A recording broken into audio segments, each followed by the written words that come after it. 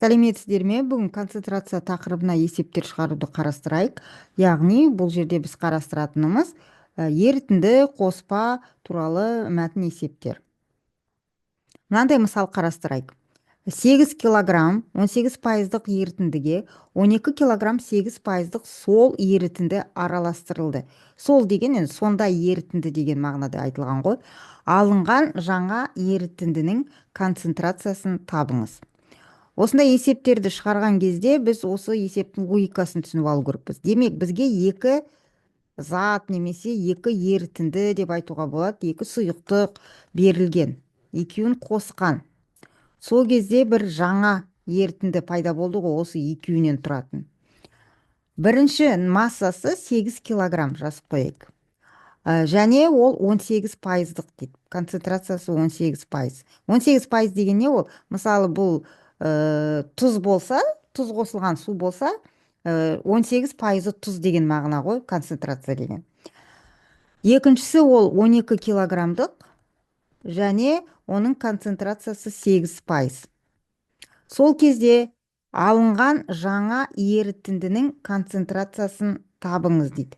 Жаңа ерітіндінің концентрациясы бізге белгісіз, x%. Осыны біз қазір іздейміз. Не белгілі бізге? Енді қарайық, мынау 8 килограмм болды, оның үстіне 12 килограмм қоссақ, әрине мына жерде ол 20 килограмм болғаны түсінікті. Массасы белгілі, бірақ концентрациясы ғана белгісіз болып тұр. Осындай есептерді шығару барысында ең оңай тәсілі мынау әрқайсысының пайызын оның массасына, немесе кейде бұл жерде килограмм емес, литрмен беріледі, иә. Осы көлеміне ондай жағдайда көбейтеміз. Және осы мына өрнекті жазатын боламыз. Демек, 18-ді көбейтеміз 8-ге, сосын 12-ні көбейтеміз мына 8-ге, пайыздар көбейтіп жатырмын, тен. Мына жерде енді 20 мен x-ті көбейтеміз, 20x. Біз деп атқан шама x. Ал 18 көбейту 8 бізде 144 болады. Қосамыз, 12-ні 8-ге көбейткенде 96, тен 20x.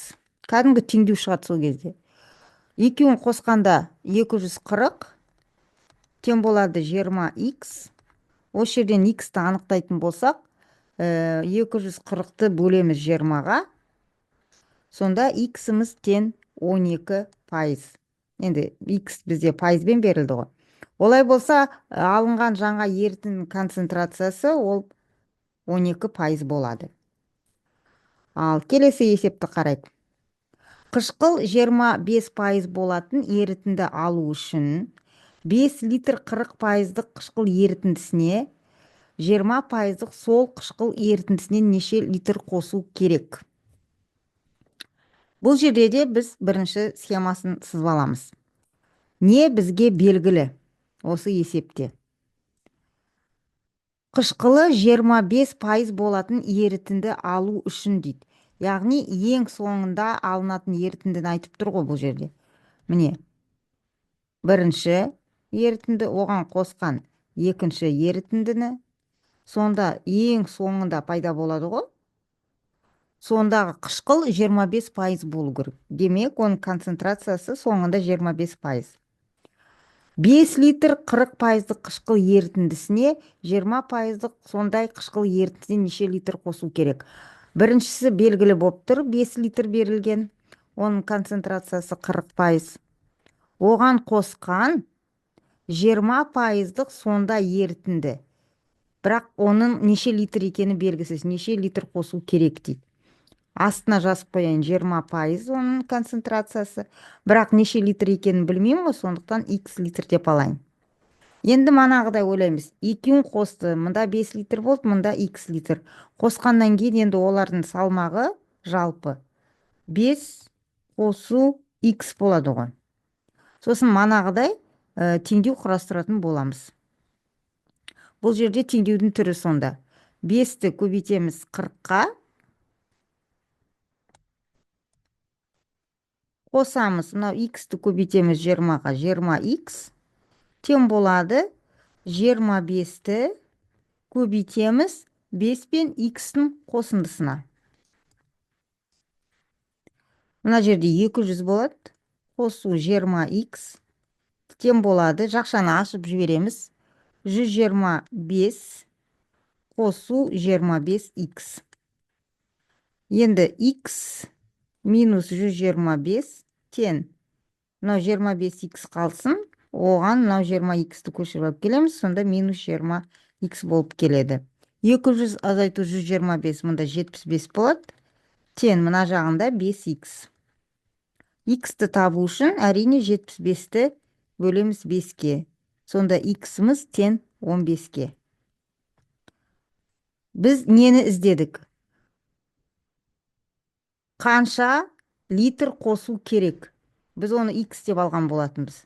Біз таптық. 15 литр ерітінді қосамыз. Келесі есепті қарайық. Теңіз суының құрамында 8% тұз бар. 30 килограмм теңіз суына ондағы тұздың мөлшері 5% болу үшін қанша тұщы су құю керек? Бізде бір теңіз суы бар, міне. Оның құрамында 8% тұз бар дейді. Концентрациясы 8% болып тұр ғой. Осы судың құрамындағы тұз 8%. 30 килограмм теңіз суына, яғни мынау берілген 30 килограмм деп айтып тұр. Ондағы тұздың мөлшері 5% болу үшін қанша тұщы су құю керек? Бұның үстіне бір тұщы су құйған. Білмейміз қанша құйған, өйткені қанша құю керек деп тұр, иә? Х деп жазайын. Сонда шыққаны, енді шыққанда біз манадан бері айтып жатырмыз ғой, массалары қосылады. Яғни мына жерде 30 қосу х болады. Ондағы тұздың мөлшері 5% болу үшін қанша тұщы су құю керек? Соңында мынау шыққан екеуінің қосындысынан шыққан 30 қосу х бар ғой, соның концентрациясы 5% болу керек. Бізде сұрақ, қанша тұщы су құю керек? Мынау бізде теңіз суы болды ғой мана. Мынау тұщы су болды. Осы тұщы суды қанша құю керек дейді. Біз х деп алдық қой, осының шамасын табу керек. Бірақ бұл жерде бұның концентрациясы айтылмаған.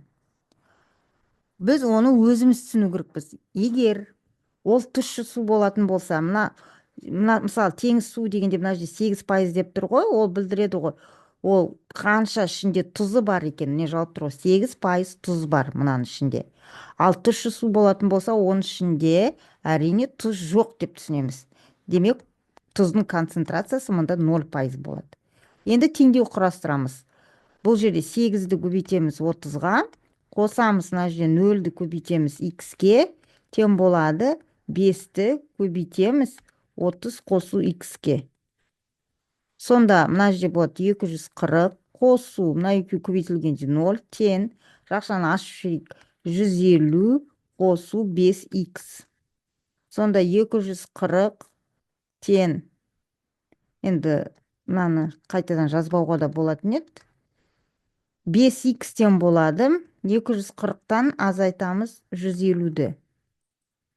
Сонда 5х тең 90-ға. Ал х табатын болсақ, 90-ды 5-ке бөлеміз, 18-ге тең. Олай болса, қанша тұщы су құю керек? Біз оны х деп алдық қой, х таптық, 18-ге тең. Дұрыс жауабы Е болады. Келесі есеп. Ерітіндінің 40% тұз. Егер сол ерітіндіге 120 грамм тұз қоссақ, ерітіндінің 70%-ын тұз құрайды. Алғашқы ерітіндідегі тұздың массасын табыңыз. Бізде екі ерітінді ғой енді. Бірінші ерітінді, ондағы тұздың концентрациясы 40% болып тұр міне. Мынандай бір ерітінді берілген. Ондағы тұздың концентрациясы 40%. Осы ерітіндіге 120 грамм тұз қосқан. Қосамыз 120 грамм. Мына жерде бастапқыда берілген ерітінді белгісіз қанша болған.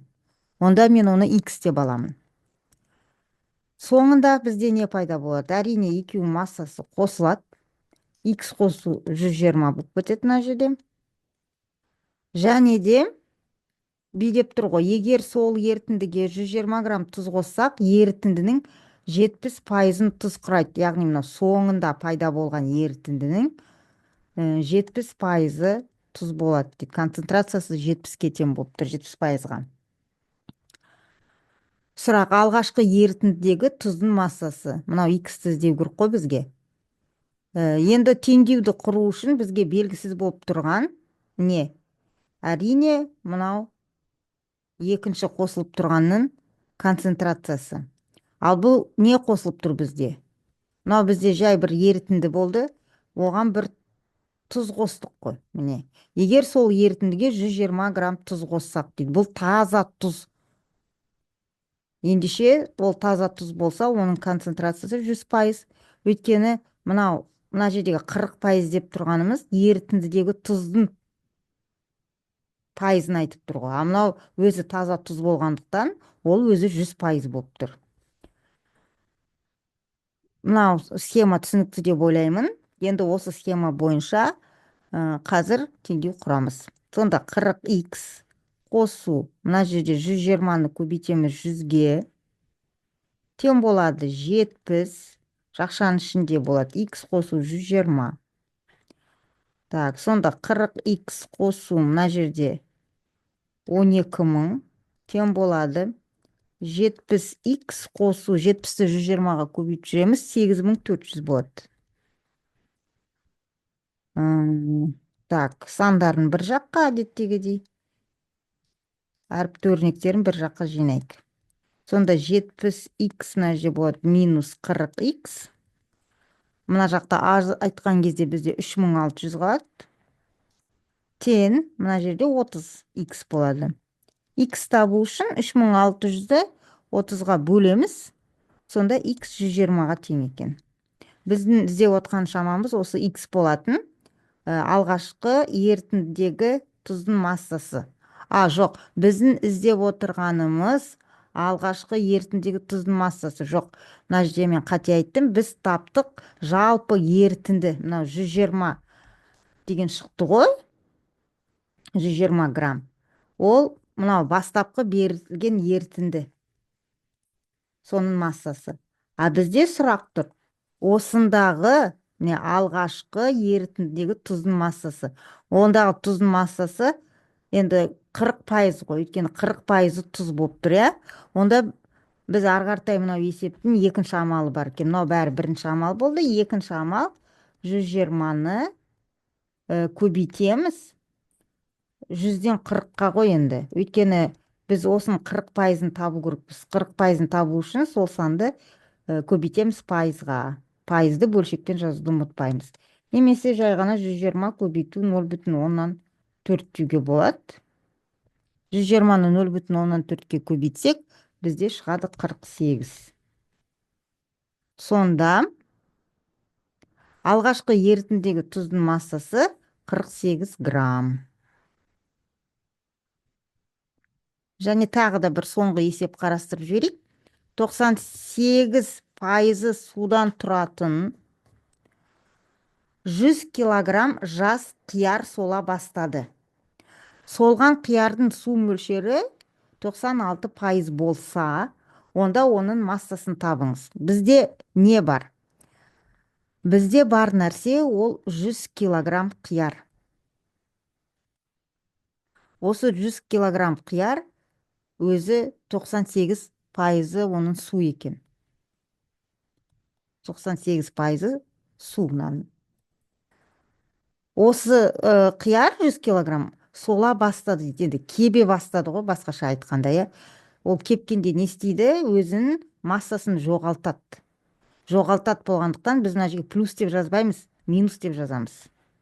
Ол қандай да бір массаны жоғалтты. Мен білмеймін қанша килограмм жоғалтқанын. X килограмм деймін. Сонда енді мына жерде оның массасы азаяды ғой. Ол солып қалды ғой, x килограммы жоғалып кетті оның. Сонда 100 минус x болады соңында. Және осы 100 минус x деген оның салмағының 96% су болады. Міне, схема осындай. Бірақ көріп тұрмыз, мына жерде астында біз процентін жазбадық, иә, пайызын. Енді логически ойлаймыз. Ол сола бастағанда не істейді?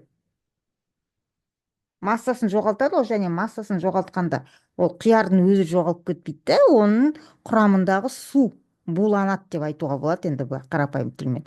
Сонда ол су болса, x килограмм су жоғалтады. Су болғандықтан ол 100% болады. Неге 100%? Өйткені мына жерде біз 98% деп алғанда, ол 98% судан тұрады деді. Яғни біз мына жерде жазып жатқан пайыздарымыз судың пайызын жазып жатырмық қой. Солған қиярдағы су мөлшері, мына жерде біз суды жазып жатырмық 96% деп. Онда мынау x килограмм дегенде де ол таза су болғандықтан мен оны 100% деп алдым. Сұрақ. Онда оның массасын табыңыз. Ең соңында қанша қалды деген сөз ғой. Біз қазір іздейтініміз сонда 100 азайту x нешеге тең болады. Басында 100 килограмм болды, оның қандай да бір массасы жоғалды, сол соңында шыққан массасын тап деп тұр. Кәдімгі теңдеу құрамыз, 98-ді көбейтеміз 100-ге, азайтамыз. Мына жерде 100x тең 96 көбейтілген 100 минус x. 9800 болады мына жерде, минус 100x тең мұнда 9600 минус 96x. Ары қарай бұл жерде қалай есептейміз? Кәдімгі теңдеумен, иә? 9800 қалсын, мынау 9600 оған минуспен көшіп келеді, тең болады, мынау плюспен барады, 100x минус 96x. Есептейміз, мына жерде 200 қалады, тең болады 4x. x табу үшін 200-ді 4-ке бөлеміз, 50. x ол мынау ғой, 50. Басында 100 килограмм болды, 50 килограммын жоғалтты деген сөз ғой. Сонда соңында 100 азайту x қалды. X-ті біз жаңа ғана таптық, енді жайды түсінікті. 100 азайту x. Онда 100 азайту 50 болатыны. 100-ден 50-ді азайтамыз, 50 қалады. Сонда солған қиярдың су мөлшері 96% болса, міне, онда оның массасын тап дейді, оның массасы 50. Демек, 100 килограмм болды, ол 50 килограммын жоғалтты, әрине соңында 50 килограмм қалды. Дұрыс жауабы Д.